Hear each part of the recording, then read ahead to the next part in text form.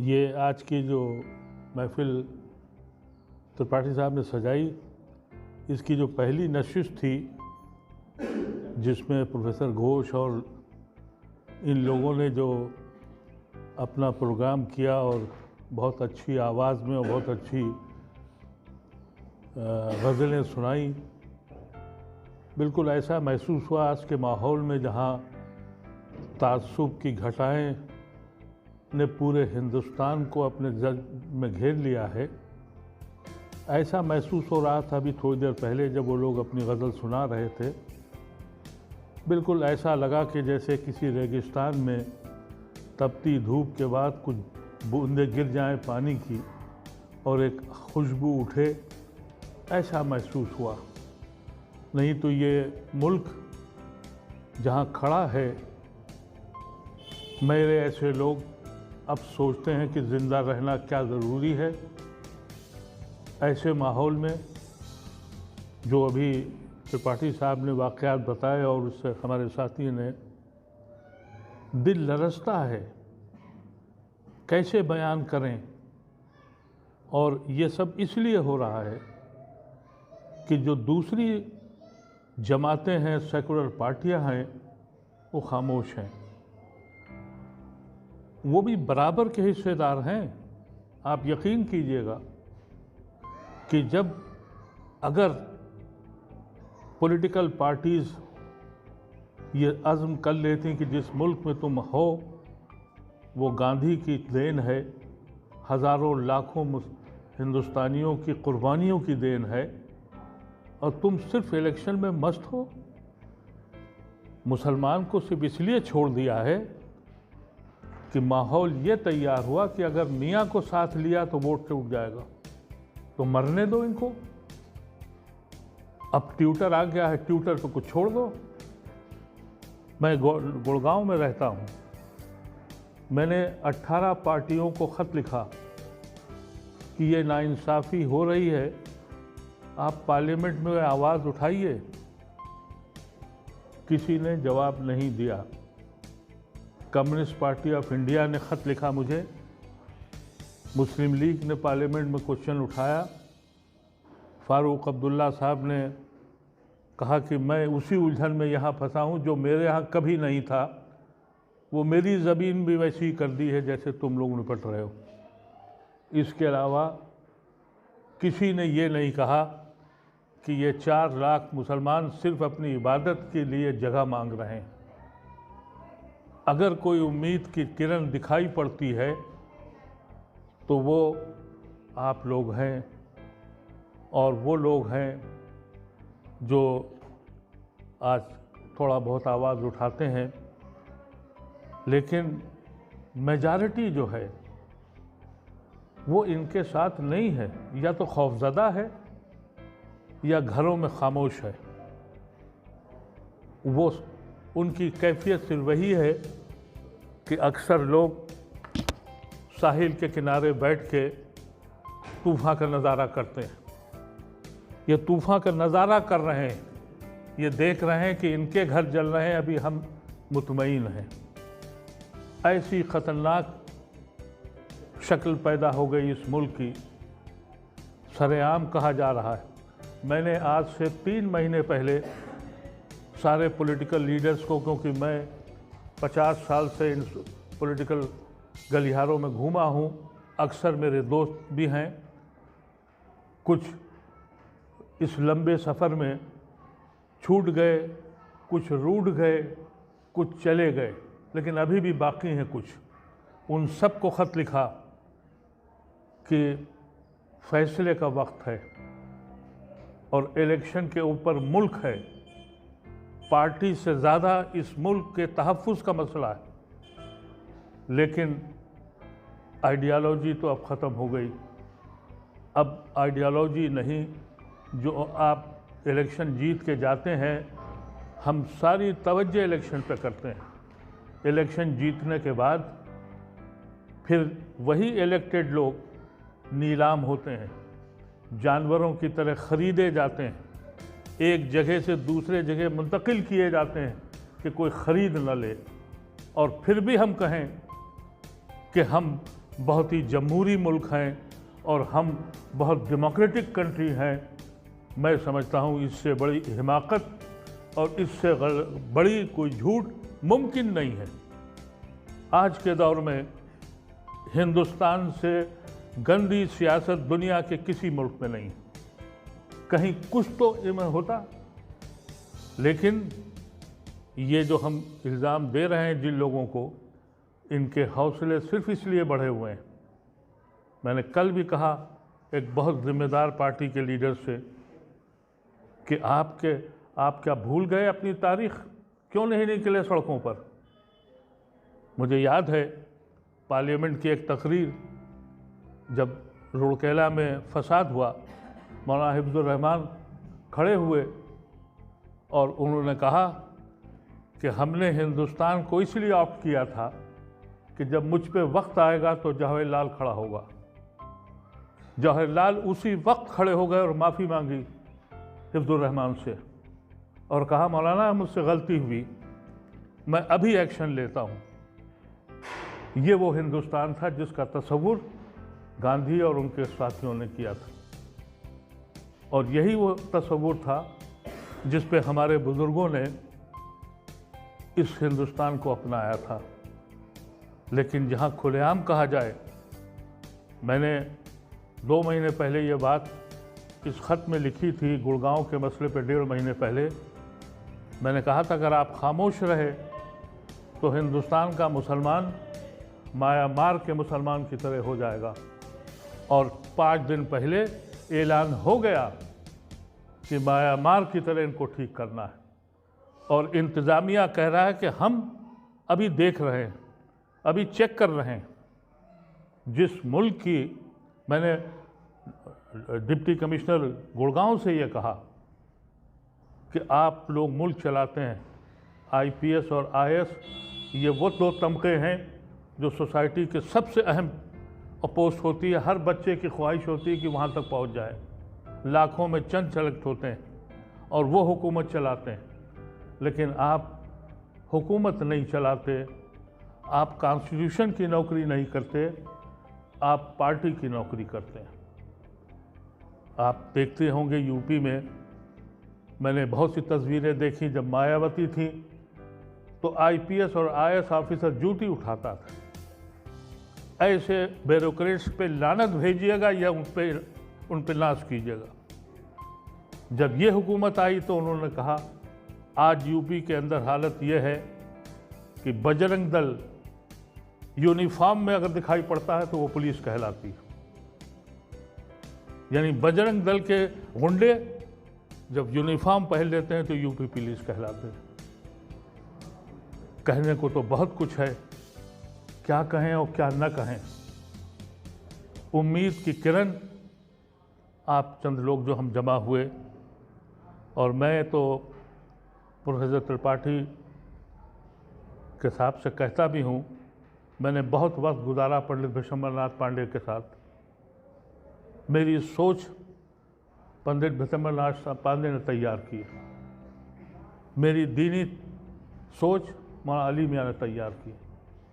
मैंने कभी ये सोचा नहीं था कि एक मुल्क ऐसा आएगा वक्त जहाँ ये मेरी कौम इस तरह से ट्रीट होगी, एक खौफज़दा कौम।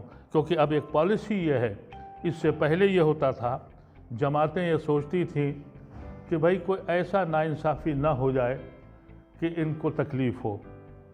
अब पॉलिसी ये है कि जितनी तकलीफ़ इनको दोगे उतने ही वोट पाओगे। मुझे नहीं मालूम कि ये लोग हिंदुस्तान को या हिंदू मज़हब को कहाँ ले जाना चाहते हैं। आईएस ने दुनिया में मुसलमानों को जो हश्र किया उसकी सज़ा हम भुगत रहे हैं। लेकिन एक शख्स अगर मुझे बता दीजिए हिंदुस्तान के अंदर एक मुसलमान जिसने ये कहा हो कि आईएस मुसलमानों की है, ये कहा कि ये मुसलमान की जमात नहीं है, ना ये मुसलमान है। और ये बात अब खुल के भी आ गई कि अभी ट्रंप ने पिछले महीने एलानिया ये कह दिया कि ये आईएस तैयार की थी ये जो ओबामा ने, और जब उनसे कहा गया कि आप पे इलेक्शन होगा, उसने कहा सब आउट कर दूंगा। ये अमेरिकन पॉलिसी थी, कम्युनिस्ट आ रहे हैं, कम्युनिस्ट आ रहे हैं, यह कह के 50 साल तक दुनिया पर हुकूमत करते रहे। जब कम्युनिज्म ख़त्म हो गया तो उन्होंने कहा कि मुसलमान आ रहे हैं और इस्लामोफोबिया आ रहा है। लेकिन आपको हैरत होगी, इस्लामोफोबिया का पूरा जो नक्शा है वो अमेरिका से शुरू हुआ 9/11 के बाद। मैं अमेरिका सन 80 से जाता हूँ। अभी जब आखिरी बार अमेरिका गया तो उसी अमेरिका में हर काउंटी में और हर शहर में लाजवाब मस्जिदें भी उन्होंने बना के दी जो इस्लामिक सेंटर कहलाते हैं। हम अपने मुल्क में, जहां हमने अपनी इस ज़मीन पे सबको इकट्ठा किया, हमें अपने सजदे करने की इजाज़त नहीं है। किससे कहें, किसके सामने अपना दिल खोलें? डर ये लगता है, खौफ ये लगता है कि कहीं कोई ऐसा बेवकूफ़ इंसान कहीं वो न करे जिसको ये चाहते हैं। आतंकवादी बनाए नहीं जाते, माहौल तैयार किया जाता है, माहौल तैयार किया जाता है। यही सिख जिन्होंने हिंदुस्तान की आज़ादी से लेकर आज तक हर फ्रंट पे रहे, जब उन्होंने देखा कि अब कोई रास्ता नहीं है तो उन्होंने पंजाब में आग लगा दी थी, और इसलिए लगाई थी कि कोई रास्ता नहीं था। मैं इसलिए खामोश हूँ कि मैंने पढ़ा है। मेरी ज़िंदगी का काफ़ी बड़ा वक्त मौलाना अली मियाँ के साथ गुज़रा, विशंबरनाथ पांडे के साथ गुज़रा, और ऐसे लोगों के साथ गुज़रा जो पढ़े लिखे थे, जिन्होंने मेरे जिस्म को बांध दिया है। लेकिन अगर मेरे दिल से पूछिए तो मेरा दिल ये कहता है कि जो हमारे साथ कर रहे हैं हम उनको वही जवाब दें। अगर कोई ऐसा जाहिल खड़ा हो गया जिसको वो सोहबत नहीं मिली जिस सोहबत पे मैं ज़िंदा हुआ, मैंने आँख खोली तो सांझी विरासत कोई पाया। मेरे सारे दोस्त, मेरे अहबाब ज़्यादा से ज़्यादा हिंदू और दूसरे कौम के थे। मेरे पैरों में बेड़ियाँ पड़ी। लेकिन अगर वो बच्चे जो नाकारा और बेनौकरी के घूम रहे हैं, अगर उन्होंने कुछ कर दिया तो मेरे मुल्क का क्या होगा? ये दानिश्वर सोचने पे तैयार नहीं है। यहाँ की पार्टियाँ इसकी फिक्र नहीं कर रही हैं। उन्हें ये लग रहा है कि इलेक्शन कैसे जीता जाएगा। हमें यह मालूम है इलेक्शन जीतना आपका काम है, लेकिन मुल्क से बढ़ के कोई चीज़ नहीं है। अगर मुल्क तबाह हो गया तो इस मुल्क में बचेगा क्या? मैंने सब जगह हाथ जोड़ लिए, हर जगह हो आया, जितनी मेरी हैसियत है। सब रंजीदा हैं, सब फिक्रमंद हैं, लेकिन मजबूर ये हैं कि कहीं गद्दी हाथ से ना निकल जाए। हालात ये हैं कि जो इलेक्शन आ रहा है, मुझे तो ये भी यकीन हो गया है कि अगर यही हालात यूपी में रहे तो प्रेसिडेंट रूल लगेगा। और हाई कोर्ट से एक नोटिस आ चुका है और संज्ञान 3 दिन के अंदर ले लिया गया है। ये फासिस्ट फोर्सेस जब बैठती हैं गद्दी पर, वो छोड़ती नहीं है जगह, इसलिए कि उनका अंजाम मालूम है। बदनसीबी ये है कि हमको कोई पॉलिटिकल पार्टी से, जिसकी ज़िंदगी के 50 साल पॉलिटिकल सर्किल में रहे हों, मुझे उम्मीद नहीं है इनसे। ये सिविल सोसाइटी जो है, इसी के साथ जुड़ना पड़ेगा। और ये घरों में बैठकर, अभी आपने एक गज़ल पढ़ी थी, वही करना पड़ेगा। अपने सरों को कुर्बान करना पड़ेगा। जब तक ये सियाह राह चले, हमें अपने सरों को देना पड़ेगा, सड़कों पे निकलना पड़ेगा और इस मुल्क को बचाना पड़ेगा। मैं त्रिपाठी साहब, ये दूसरे शख्स हैं पंडित विशंबरनाथ पांडे के बाद जिनको मैंने एक मुकम्मल हिंदुस्तानी की शक्ल में देखा है। बहुत लोग हैं अमल करने वाले। मैं तो अक्सर इनसे कहता हूँ कि आपके पैर में शायद स्प्रिंग लगा हुआ है, रुकते ही नहीं है और अकेली ही शांत कर रहे हैं। और एक ऐसा दीवाना आदमी है जिसको हिंदुस्तान का वो तस्वुर आज भी याद है, लड़ रहा है। हर शख्स को वो करना पड़ेगा, हर शख्स को निकलना पड़ेगा, और अगर नहीं निकला और इंतज़ार करता रहा तो अंजाम सबको मालूम है। और सबसे बड़ी बात यह है कि मैंने एक वीडियो में भी कहा कि जो सेकुलर हिंदू हैं उनको उनके मज़हब पे इल्ज़ाम अटैक हो रहा है। ये हमको गाली देने के लिए हिंदू मज़हब को मिलिटेंट बनाने की कोशिश हो रही है। हिंदू मज़हब वो मज़हब है जो सबको एक्सेप्ट कर लेता है, राम को भी मानता है, कृष्ण को भी मानता है, ब्रह्मा को भी मानता है, विष्णु को भी मानता है। और अगर मेरे मज़हब में रसूल की फ़ोटो होती तो यकीन कीजिए कि वो भी मंदिरों की जीनत बनी होती। उन्होंने सबको अलाउ किया है, गुरु नानक को भी अपने मंदिर में रखा है, बौद्ध को भी रखा है, जबकि बौद्ध का मज़हब आपको मालूम है कि वो 100% ब्राह्मणिज्म के ख़िलाफ़ था, लेकिन ब्रह्मों के मंदिरों में बौद्ध की फ़ोटो भी लगी हुई है, जैन की भी लगी हुई है। वो एडॉप्टेशन इतना है जिस मज़हब में, वो ये कहता है कि माया मार की तरह कत्ल करना है, और इंतज़ामिया खामोश है। ऐसी शक्ल में सिविल सोसाइटी और वो लोग, क्योंकि मैं उस अंजाम को डरता हूँ, इसलिए बार बार कह रहा हूँ, इस बात आपके सामने भी कही कि मेरे ऐसे लोगों के पैरों में बेड़ियाँ पड़ी, लेकिन मेरी कौम में ही दाऊद इब्राहिम भी पैदा हुए थे। एक दाऊद इब्राहिम ने इस मुल्क को कहाँ पहुँचाया था? आप यकीन कीजिएगा, मैं जब कभी कभी नौजवानों से सुनता हूँ, और अगर मेरी सोहबत वहाँ ना होती और मेरे उम्र कम होती तो शायद मैं भी फैसला करता कि भाई वही करो जो ये कर रहे हैं। आज 6 दिन हो गए हैं हरिद्वार की तकारीर के बाद। दुनिया में कोई मुल्क ऐसा होगा